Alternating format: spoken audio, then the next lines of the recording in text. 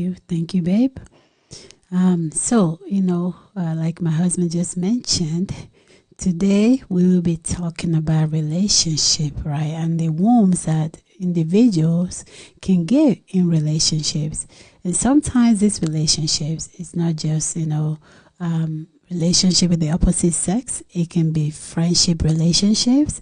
It can be relationship with your parents and even your siblings, just basically those you let into your close space, right? And I think people don't understand the influence that we give to people when we let them in our close space. And so once people are in your close space, right, you have basically given them the ability to create wombs that you did not know was possible.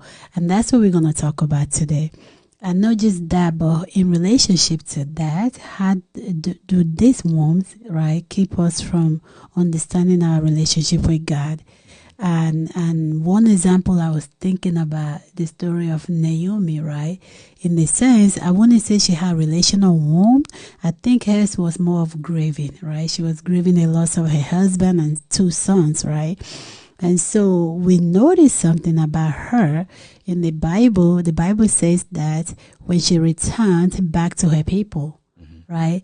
They welcome her back, with celebration, but she wasn't so happy because of her experiences with loss, right? And so what did she do? She changed her name and told them, no, don't call me Naomi, call me Mara, which means bitter. Right. And so sometimes that's what happens when we have relationship wounds, right? We end up becoming bitter. And not just bitter with the individuals who may have hurt us, but we get bitter with other people around us, right? And we tend to push the wounds onto the other people. And sometimes God especially, right? And for a lot of us believers who, spend a lot of time conversing with God and talking with Him, there are times that you get hurt in relationship with other people, and even there may be even relationship from your job, like co-workers, right? And then somehow you see it as, oh, why would God allow for this to happen, right? And then we start to kind of push our hurt on God, and we see Him as, well, if He was such a good Father, why would He allow for me to be hurt? Right. And I think what I learned is that when you talk to people who have experienced this, you realize one thing, right?